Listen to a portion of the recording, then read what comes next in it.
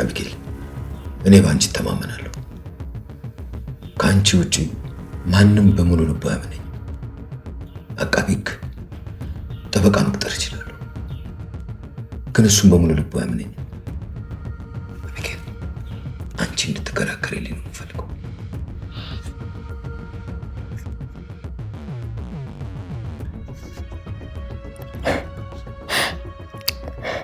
አቢጌል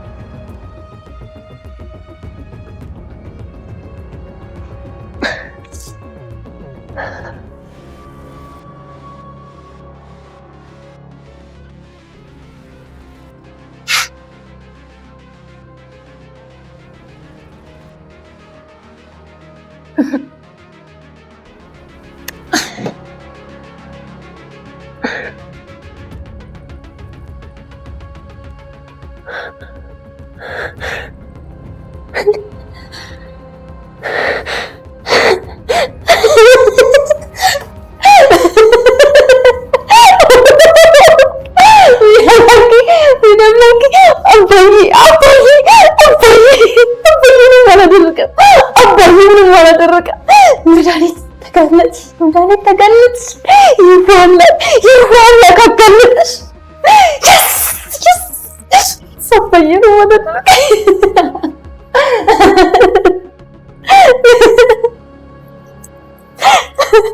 መድኃኒት እንደለመደችው ደረጀን ወጥመድ ውስጥ ከታ ብታሳስረውም ለሌላ ጊዜው ተንኮላ ብዙም ሳይቆይ ተጋልጧል። መድኃኒት ከሀገር በምትወጣበት ቀን የሞተች አስመስላ ደረጀን በስልኳ በቀዳቸው የድምጽ ልውውጥ አማካኝነት ዋና ተጠርጣሪ አድርጋ በፍጥነት ብታሳስረውም እርሱን ከስቃይ ለመታደግ ልጆቹ በሙሉ ልብ አምነውት እየተሯሯጡ ይገኛሉ። አቢጌል የተገኘውን የደም ናሙና ለማስመርመርና የማን እንደሆነ ለማወቅ ስትጥር፣ ዳጣ በበኩሏ የመድኃኒትን ክፍል አብጠርጥራ ፈትሻ አንድ ትልቅ ማስረጃ ሊሆን የሚችል ነገር አግኝታለች። መድኃኒት ከሀገር እንደወጣች አስመስላ ብትሰወርም በአቅራቢያቸው ያለች ትመስላለች። ከዚህ ሁሉ አስቀድሞ ፖሊስ ወደ እነ ደረጀ ቤት በመጣበት ሰዓት ማርታና ደረጀ ደንግጠው ምን እንደተፈጠረ ጠይቀውት ነበር። ፖሊሱ አንድ ሪፖርት ደርሶ ነበር፣ ለዛ ነው ወደዚህ የመጣ ነው ብሎ ሲመልስ፣ ደረጀም ሁኔታውን ለማርገብ የምን ሪፖርት፣ እዚህ ከምናወራ ጣቢያ ብንሄድ ይሻላል። ማርቲ አንቺ ወደ ቤት ውስጥ ግቢ፣ እኔ አናግሬያቸው እመጣለሁ ይላታል። ማርታ ግን በነገሩ ስላልተስማማች ወዴት ነው የምገባው ደሬ? ቆይ እናንተ በምን ምክንያት ነው የፈለጋችሁት? ባለቤቱ እኮ ነኝ ይመለከተኛል ስትል ፖሊሱ ጣልቃ በመግባት ይቅርታ እመቤት፣ ጉዳዩ ተጠርጣሪውን ብቻ ነው የሚመለከተው፣ አቶ ደረጀ ከፈቀዱ ልነግርሽ እችላለሁ ብሎ ይላታል። ደረጀም ጉዳዩን እዛው ለመጨረስ ችግር የለም አመሰግናለሁ፣ ማርታ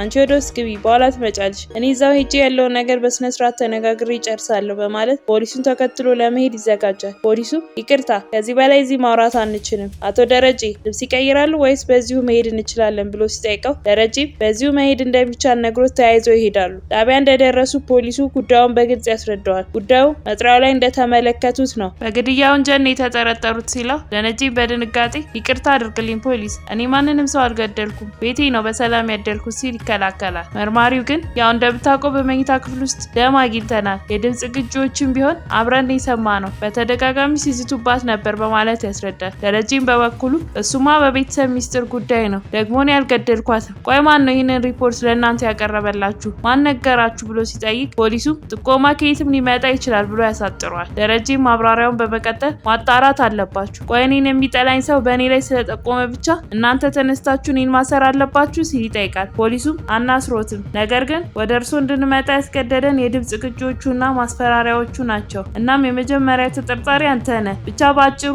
የእሷ ጉዳይ እስኪጣራ ድረስ በማረፊያ ቤት ትቆያለህ ብሎ ይወስንበታል። በዛን ሰዓት አቢጌል፣ ዳጣና ናታን ተሰብስበው ስለ ጉዳዩ እያወሩ ነበር። ኤቢ በሁኔታው ግራ በመጋባት እኔ አልገባኝም፣ ቆይ ለምንድነው ለዛ ፈጥና ክፍሉን ያጸዳችሁ? አሁንም እኮ አባዬ ታሰረ፣ እኔ ነገር ምንም አላማረኝም። ቆይ ግን መድኃኒት ማን ነው ሊያጠቃት የሚችለው? አባዬ በተአምር ይህንን ሊያደርገው አይችልም፣ እሱ በፍጹም ሰው ሊገድል አይችልም ስትል ናታንን ግን እኮ መድኃኒት አባዬን በጣም ስታስጨንቀው ነበር በማለት ያስታውሳታል። ኤቢም በምን ምክንያት ነው ብታስጨንቀው ብላ ስጠይቀው ናታን አይ ለምን እንደሆነ እንኳን መናገር አልችልም ብሎ ይመልሳል። ኤቢም ነገሩን ይበልጥ ለመረዳት እና ቆይ አባዬ መድኃኒትን ገሏት ሊሆን ይችላል እያልክ ነው ስትለው ናታንም እንደዛ አላልኩም፣ ግን ደግሞ የሚያስገድድ ምክንያት ነበረ፣ ፖሊሶቹም የስልክ ሪከርድ መረጃ ይዘዋል ይላታል። ኤቢ አሁንም አልተዋጠላትም። አክስቴ ምንም አልነበራትም፣ አውቃ ተደብቃ ነው የሚሆነው እና አሁን ብላ አባዬን ለመጉዳት ነው እንደዚህ እያደረገች ያለችው። አሁን እኛ ምን ማድረግ እንችላለን?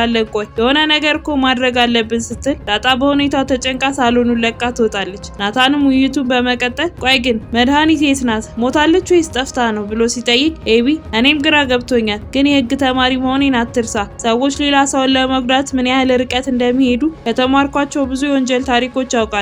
ሲመስለኝ አክስቴ ከሀገር አልወጣችም፣ እርግጠኛ ነኝ እዚሁ ተደብቃለች። ይህንን ነገር ያደረገችው አባዬን ለመጉዳትና ለማሳሰር ስትል ነው ትላለች። ናታንም እንዳፍሽ ያድርገው ኤቢ፣ ቆይ እሺ አሁን እንዴት ብለን እንፈልጋት? ምን እናድርግ ሲላት እሷም መፍትሄውን ታስቀምጣለች። መጀመሪያ ደሙን ማግኘት አለብን፣ ከዛ ያንን ደም ወስደን ማስመርመር ይኖርብናል። የሰው ነው ወይስ አይደለም የሚለውን ማወቅ መቻል አለብን። የሰው ከሆነ የእሷ መሆኑን ለማረጋገጥ ከማዬ ጋር ማመሳከር መቻል አለብን ትላለች። ናታንም በሀሳቡ ተስማምቶ ይህ በጣም ጥሩ ሀሳብ ነው፣ ፖሊሶቹም እንደዛ የሚያደርጉ ይመስለኛል። እስቲ እንግዲህ ፈጣሪ ይርዳን ተባብለው ወደ ሆስፒታል ያመራሉ። በዛን ሰዓት ፖሊሱ አሁንም ድረስ ደረጀ ላይ ምርመራውን እያደረገ ነበር። ለምን ነበር ግን በተደጋጋሚ ይዝቱባት የነበረው? ከሌላ መውለዶትን ወይዘሮ መድኃኒት ታውቃለች አይደል? ስለዚህ ምናልባትም እንዳትናገር በሚል ነው ብሎ ስጠይቀው ደረጀም በቁጣ ይህንን መረጃ ለባለቤቴ እንድትነግራት አልፈቅድም። ባለቤቴ ካወቀች ትዳሬ ይፈርሳል፣ ልጆቼ ይበተናሉ። እናንተ የምትፈልጉትን ነገር በምትፈልጉት መንገድ ማጣራት ትችላላችሁ ይላል። ፖሊሱም ችግር የለም፣ ካለ ፍቃድ ምንም አይነት መረጃ አይወጣም፣ ግን ተጨማሪ የፎረንሲክ ምርመራዎች ተደርገው እስክናረጋግጥ እዚሁ ማረፊያ ቤት ትቆያለህ ሲለው ደረጀም በራስ በመተማመን ችግር የለውም፣ እኔ ምንም አላደረኩም፣ ነፃ ሰው ነኝ፣ ስለዚህ ማንንም አልፈራም። ይልቁንስ እኔን ማሰር ያለባችሁ በሚስቴ ላይ ስለማገጥኩና ሌላ ልጅ ስለወለድኩኝ ይሁን። የኔ ወንጀል እሱ ነው፣ በሱ ታስሩኛላችሁ። ሌላ ግን ጊዜ ትፈጃላችሁ እንጂ ምንም የምታገኙት ነገር የለም። ይኸውልህ እሷ ተሰውራለች ወይ ደግሞ ከሀገር ወጥታለች። ሪፖርቱን ጨምሮ በሚስጥር ማስረጃ የላከችው ራሷ ናት ሲል ይከራከራል። መርማሪው ግን ለሱ ማረጋገጫ የለንም። ቆይ አስቀድማ ለሰዎች ልካው ቢሆንስ? አንዳንድ ጊዜ ሰዎች አደጋ ከደረሰብኝ ወይ ከሞትኩ በሚል ፍርሃት ለሰዎች መረጃ ሊልኩ ይችላሉ ይለዋል። ደረጀም በመጨረሻ እሺ አሁን ግን ባለቤቴን አስገቡልኝ፣ እሷን ማናገር ፈልጋለሁ ብሎ ይጠይቃል። ፖሊሱም ፍቃድ ሰጥቶ ማርታን ወደ ምርመራው ክፍል ያስገባታል። ማርታም እንደገባች በለቅሶ እኔ እኮ ምንም ነገር ሊገባኝ አልቻለም፣ እባክህ ደሪ፣ እሺ አንተ ለእኔ ሳትደብቀኝ ንገረኝ፣ አንተን ሰው ገድለሃል እያሉህ ነው፣ በጎን ደግሞ እህቴ ሞታለች ይላሉ፣ ምንድነው እየሆነ ያለው ደሪ ስትል እሱም ያረጋጋታል። ይኸውልሽ ማርቲ እኔ አልገደልኳትም፣ ደግሞ ገድለሃታል ብለው ሳይሆን ሰውረሃታል በሚል ነው እየጠየቁኝ ያሉት። እኔም ማውቀውን ነገር ሁሉ ነው እየነገርኩሽ ነው። ምንም ነገር አልተፈጠረ፣ ምንም ነገርም አይፈጠርም። መድኃኒት ራሷ ያሰረችው ሴራ ነው። እኔ አልገደልኳትም፣ ምንም አላደረግኳትም፣ እመኚኝ፣ እሷ ምንም አልሆነችም። አንቺ ተረጋጊና ልጆቹን አረጋጊያቸው፣ እኔ ዛሬው እዚሁ ታርፋለህ ብለውኛል ብሎ ይሸኛታል። ከጥቂት ቆይታ በኋላ አቢጌል መታ ከደረጀ ጋር ማውራት ትጀምራለች። አባዬ የእሷ ክፍል ውስጥ የተገኘው ደም እኮ የሰው ደም ነው። ቆይ ምን ማድረግ ይሻላል? እኛ ስለ ደሙ ለማስመርመር ሞክረን ነበር፣ ግን ደግሞ 3 ቀን ይቆያል ብለው አሉ ስትለው ደረጀም ይኸውልሽ ኤቢ፣ አንቺ ከማርቲም ከሁሉም በላይ ትረጅኛለሽ። ማንም ሰው እንዳንቺ የሚረዳኝ የለም። እኔ ይሄንን ነገር አላደረኩት። እርግጠኛ ነኝ መድኃኒት ራሷ ሆን ብላ እኔን ለማሳሰር ያደረገችው ሴራ ነው። ይኸውልሽ ኤቢ፣ እሷ ብዙ ነገር የምታውቅ ሴት ናት። የምትፈልገውን ለማግኘት እስከ ጥግ ድረስ ትሄዳለች። ጣቷን ሙሉ ለሙሉ ልትቆርጥ ትችላለች ይላታል። ኤቢም ነገሩ እየገባ መጥቶ አባዬ እሷ ምንም ነገር ሳትሆን አንተን ለማሳሰር ሆን ብላ ከሆነ እንደዚህ ያደረገችው አልተዋትም፣ ትልቅ ወንጀል ነው የሰራችው፣ 5 ዓመት ነው ማሳሰራት ስትል ደረጀም በልጁ በመተማመን ኤቢ እኔ ባንቺ ተማመናለሁ፣ እንደውም አንቺ እንድትከራከሪልኝ ነው የምፈልገው። ህጉን በደንብ ታውቂዋለሽ፣ እንዳንቺ በሙሉ ልብ እኔን ያምነኝ የሚችል ሰው የለም፣ ስለዚህ አንቺ እንድትከራከሪልኝ ነው የምፈልገው ይላታል። በዚህ መሃል ነው እንግዲህ ዳጣ ወደ መድኃኒት ክፍል ገብታ ክፍሉን አዘበራርቃ ስትፈትሽ አንድ ትልቅ የሴራውን ሚስጥር ሊያወጣ የሚችል ማስረጃ ያገኘችው። በቀጣይ ክፍል ምን የሚፈጠር ይመስላችኋል? ሀሳብ እንዲሁም አስተያየታችሁን ኮሜንት ላይ ጻፉልን።